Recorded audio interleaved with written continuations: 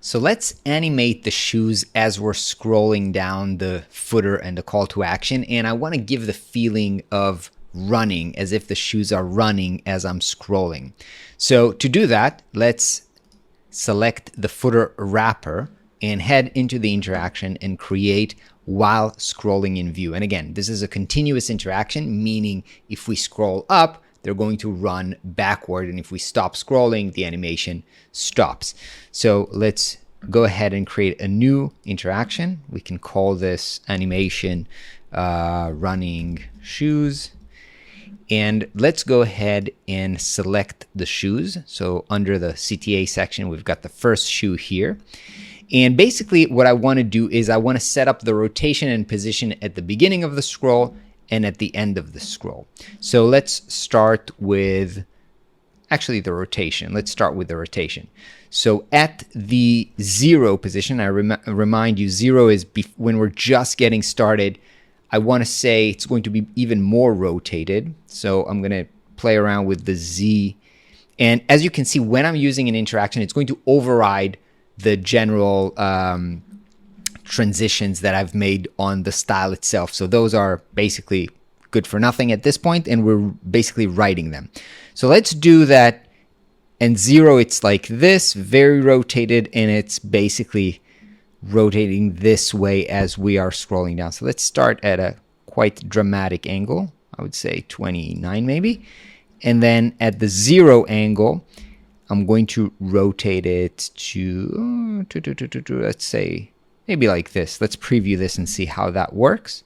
So I'm going to hit the preview, and as I am scrolling, it's not as dramatic as I thought, right? Because actually the time that I actually see it is when I'm here around the 40%. That's where most of it, and then I'm heading out. I'm not even getting, I won't ever get to the 100% because the CTA section will never completely leave the screen. So let's bring this up maybe here and preview this and see how that looks. Yeah, so this is a little bit more dramatic. Okay. I'm just going to take it here so that we never see it stops animating. So this feels good. And let's add another transform, because again, the move transform was overwritten as well. So for this move, let's go ahead and move it all the way here and also bring it down a little bit. Now, note that when I've added a move, it didn't add another move end position. So I'm going to duplicate this and drag this to the end. And for the end position, actually, let's preview it as is and see if we actually need to animate. So it's right now it's just rotating. Yeah, so let's, if we're imagining the shoes are running that way, let's take it a little bit to the right. So outside of the screen, perhaps a little bit more to the right. And as we're getting here, let's bring it more inside and see the effect of this.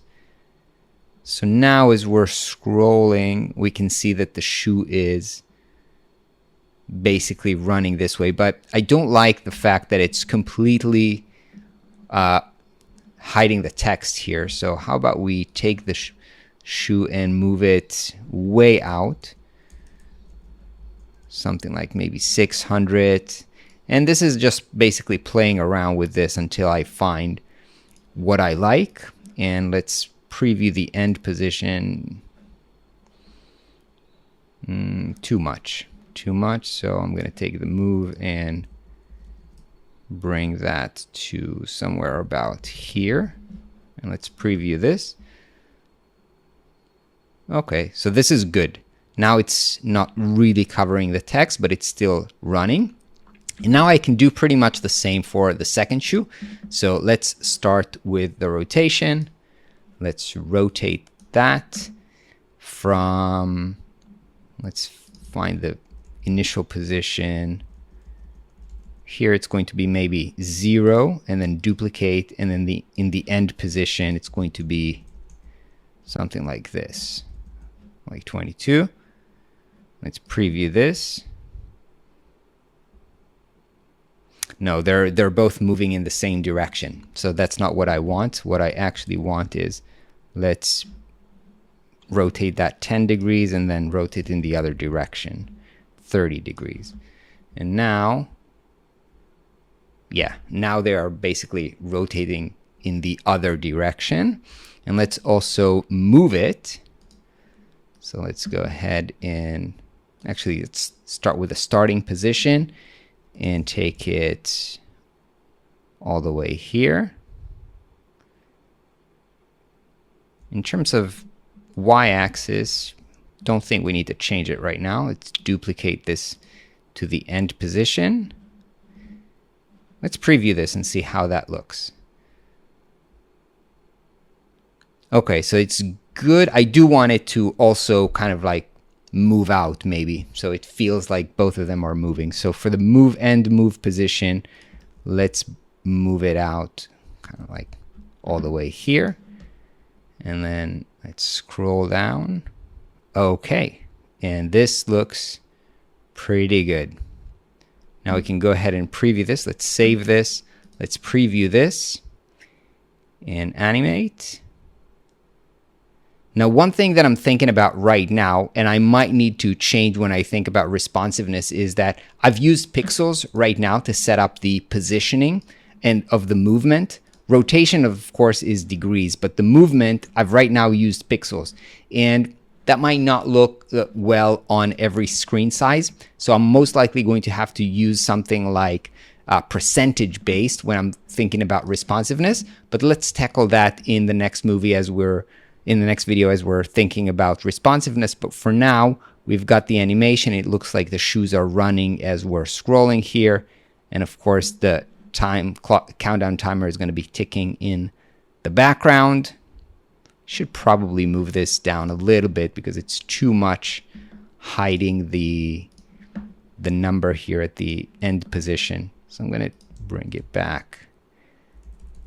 Move it down a little bit from 0 to, yeah, let's preview this now. Probably need to bring back the shoe at the end position even more down. Even more down. Okay, so we've got the animation. Let's get to the next video and make this responsive.